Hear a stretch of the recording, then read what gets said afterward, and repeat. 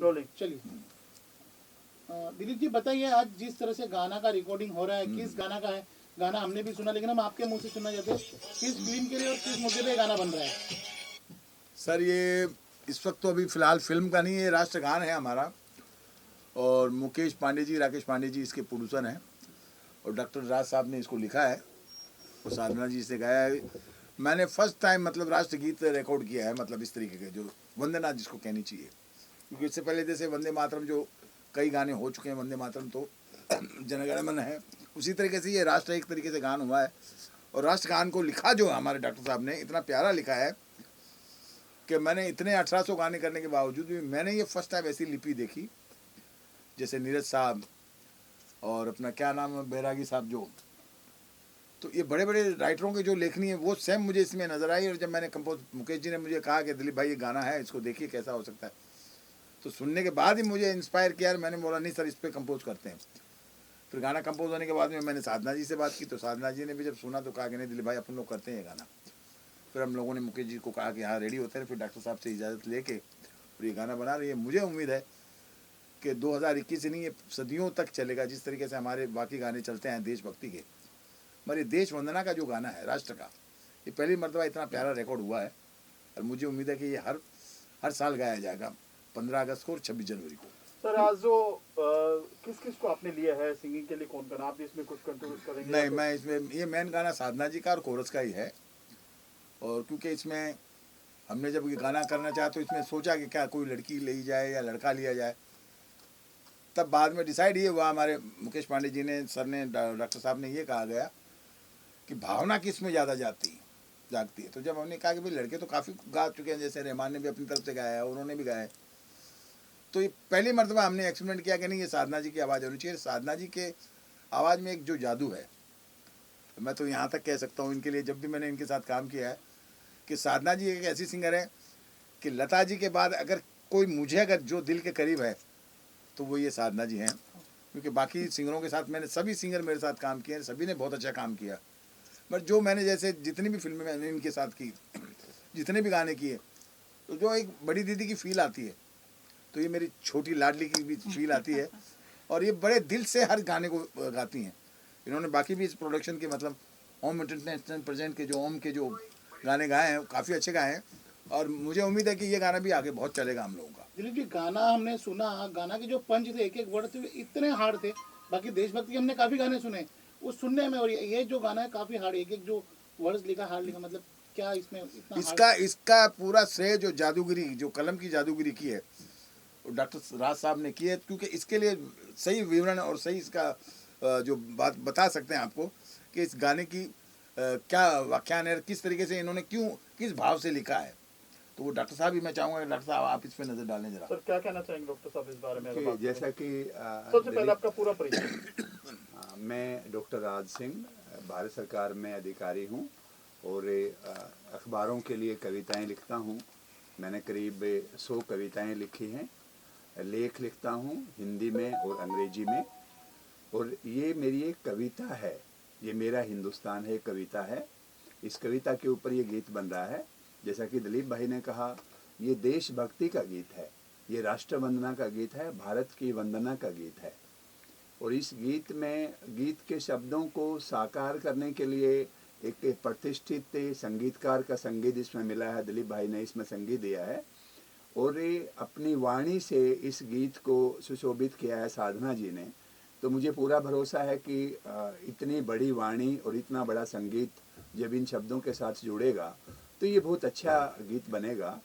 और इस गीत में एक अलग बात ये है कि देशभक्ति के बहुत सारे गीत हैं, उसमें एक एडिशन ये करना था कि देश की संस्कृति और उसकी आध्यात्मिक शक्ति को, राष्ट्रभक्ति और आध्यात्मिक शक्ति दोनों के मिश्रण इस गीत में है।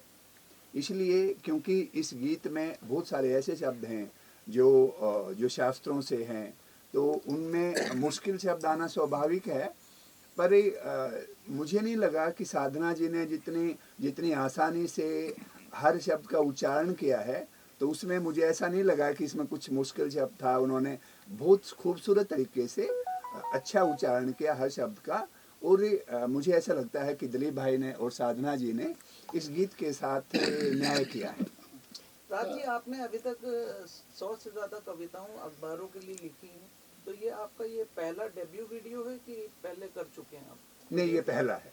मैंने इससे पहले गीत कोई नहीं हुआ, कविताएं बहुत सारी लिखी हैं, पर ये पहली कविता है जिसके ऊपर एक गीत बना है, रिकॉर्ड हुआ है जो गीत रिकॉर्ड हुआ है। साधना जी, इस गाने की बात करें, जहाँ तक वंदे मातरम है, सीधे सी बात है, राष्ट्रगान की बात है, देश की बात है, ये चीजें कितनी मुश्किल होती है करना? कोई एक वर्ड गलत निकल जाए या कुछ भी हो जाए, कितना मुश्किल सोच समझ के बोलना पड़ता है। जी बिल्कुल सही है। ये गाना ही बहुत मेरे लिए बहुत महत्वपूर्ण है, और जो देशवासी हैं सभी इस गाने को बहुत मन से बहुत प्यार से गाएंगे, क्योंकि ये गाना ही इतना प्रेरणादायी है। इसमें हर एक शब्द जो है वो बहुत सोच समझ के डॉक्टर साहब ने लिखा है। इसमें वो उनका जो काम है वो तो सब जानते हैं कि कितने बड़े पद पे है, लेकिन काव्य प्रतिभा भी इतनी मतलब इतनी बड़ी है, तो ये इस गाने में नज़र आता है। और बहुत बहुत कमाल का ये गाना है।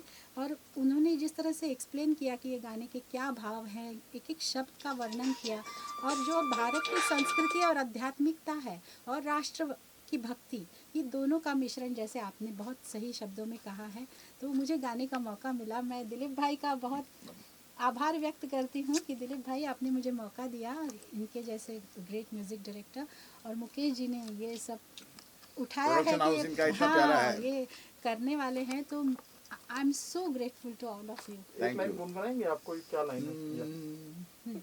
साथ में प्रकाश ये अनंत है, दिशा में दिगंत है, ये वाक्य में हलंत है और अग्नि सा ज्वलंत है।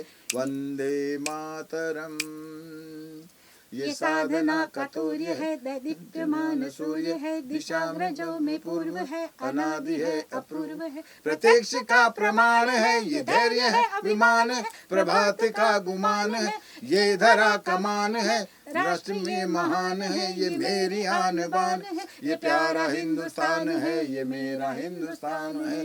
वंदे मातरम।